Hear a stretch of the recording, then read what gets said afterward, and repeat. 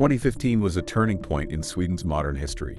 Faced with the largest refugee crisis since World War II, Sweden opened its doors to over 160,000 refugees, becoming a beacon of compassion in Europe. But what if that never happened? What if Sweden had chosen to shut its doors instead? Would the nation be safer, richer, or perhaps less diverse? Let's explore this fascinating alternate history. To understand the impact of 2015, we must look at Sweden's history.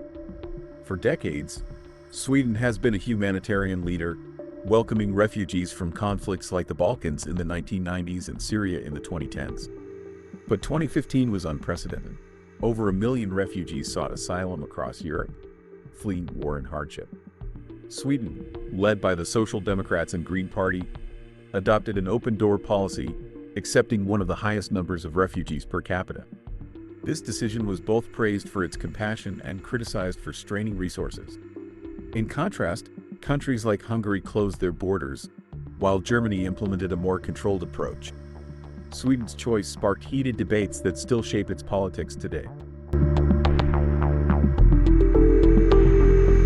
If Sweden had closed its borders, the immediate effects would have been significant. Let's start by looking at housing and welfare, for example. After 2015, Sweden faced a significant housing shortage due to a population increase driven by immigration. By 2018, estimates suggested Sweden needed 600,000 new homes by 2025 to meet demand. Refugees contributed to this demand, particularly in urban areas like Stockholm, Malmö, and Gothenburg. Without mass immigration, the immediate strain on housing would likely have been lower, potentially reducing the need for emergency accommodations and new construction. Refugees often rely on welfare support during their first years in Sweden. A 2018 report by the Swedish National Audit Office, Refugee, found that immigrant groups, especially refugees, were overrepresented in welfare dependence. In 2016, the cost of migration-related expenses, including housing, welfare, and integration programs, was estimated at 50 billion Swedish kronor annually. Without mass immigration, these costs might have been reduced by at least 30 to 40%, considering that not all immigrants required long-term welfare. However, it's worth noting that over time, many refugees integrate into the workforce and contribute through taxes, gradually offsetting initial welfare costs. According to European Commission's Migration and Integration, by 2020, 60% of refugees who arrived in 2015 were employed, easing some of the earlier welfare strain.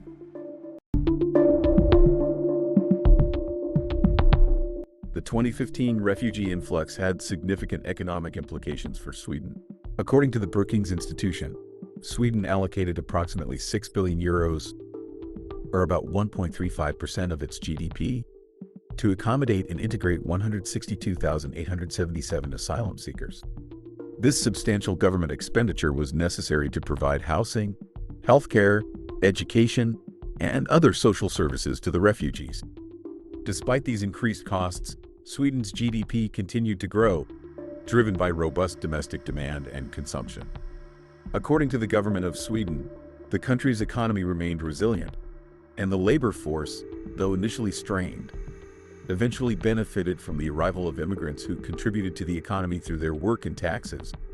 Had Sweden not accepted these refugees, the 6 billion euros spent on their integration could have been redirected to other public sectors, like healthcare, education, or infrastructure. These sectors might have experienced improvements in service quality, faster implementation of projects, and better access for citizens, given that the funds would have been available for their expansion.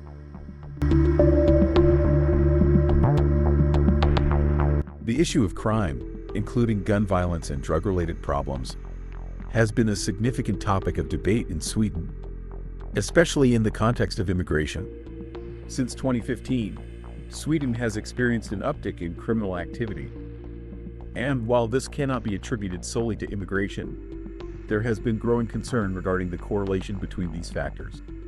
Gun violence in Sweden, particularly in urban areas like Stockholm, Malmö, and Gothenburg, has seen a troubling rise since 2015. According to Swedish National Council for Crime Prevention, BRA, The number of shooting incidents increased significantly between 2015 and 2020. By 2020, Sweden had seen a nearly 50% increase in shootings, with 2019 alone recording more than 300 shootings. In contrast, before 2015, shootings were far less frequent, with numbers averaging around 150 annually.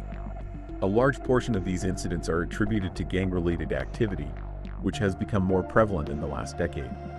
Swedish police and various experts argue that the increase in gang-related violence correlates with the arrival of immigrants, many of whom come from regions with high levels of social unrest and poor economic opportunities. Some studies, like one from Swedish Institute for European Policy Studies, suggest that the influx of young, male immigrants from conflict zones and economically disadvantaged areas contributed to the rise in organized crime and violence.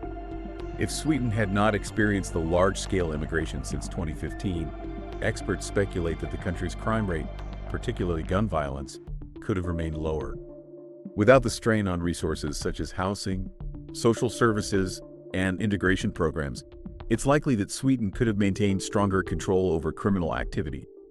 In 2025, we might have seen a lower incidence of gun violence and gang-related crime.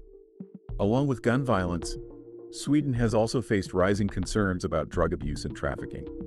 The Swedish government's National Board of Health and Welfare, Socialstyrelsen, has reported that drug-related deaths have increased since 2015, with the number of overdose deaths rising by 40% in recent years.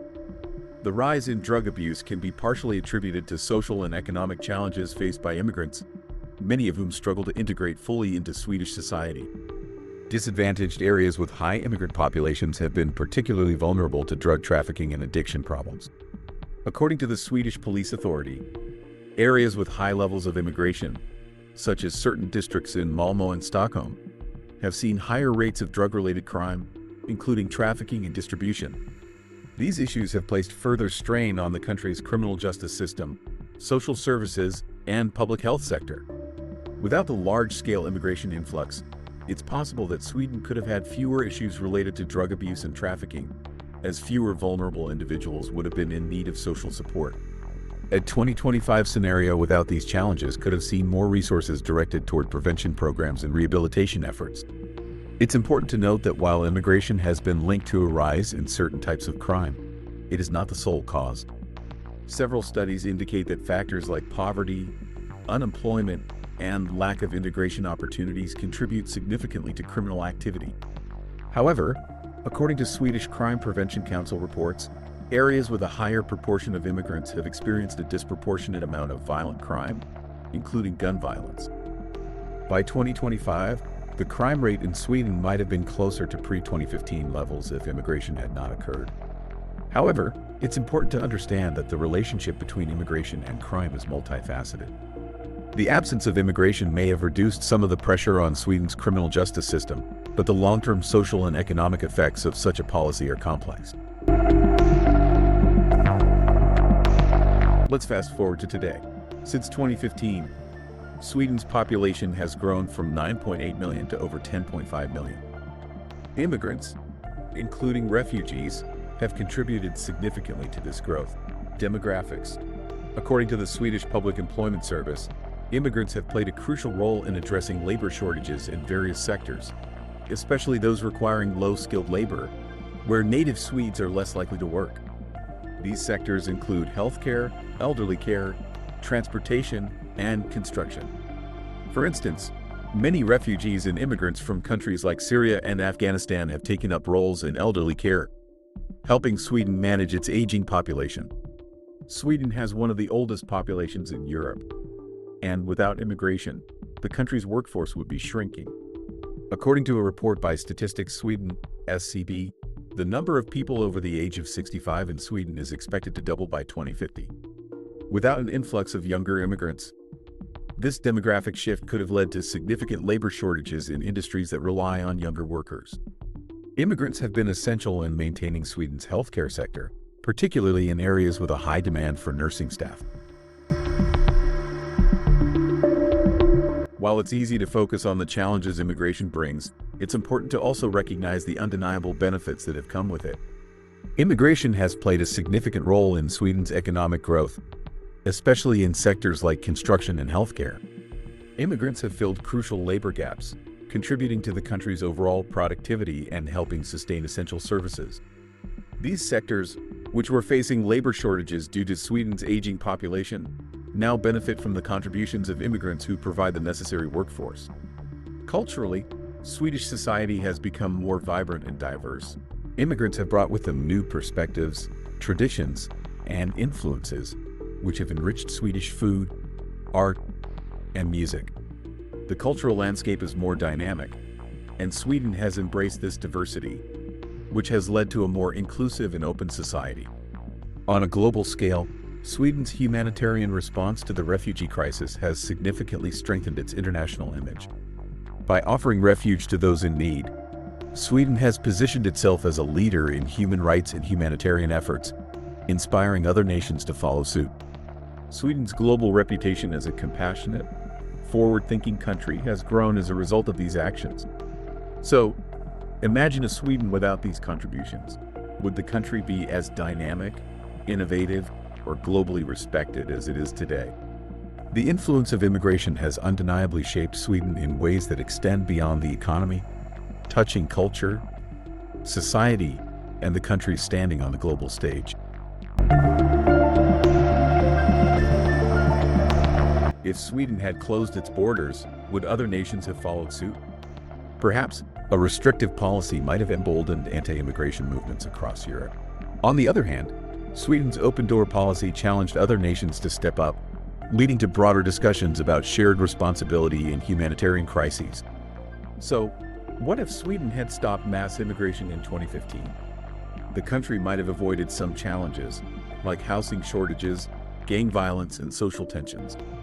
But it also would have missed out on economic growth, cultural enrichment, and its global leadership role. This question isn't about right or wrong. It's about balance.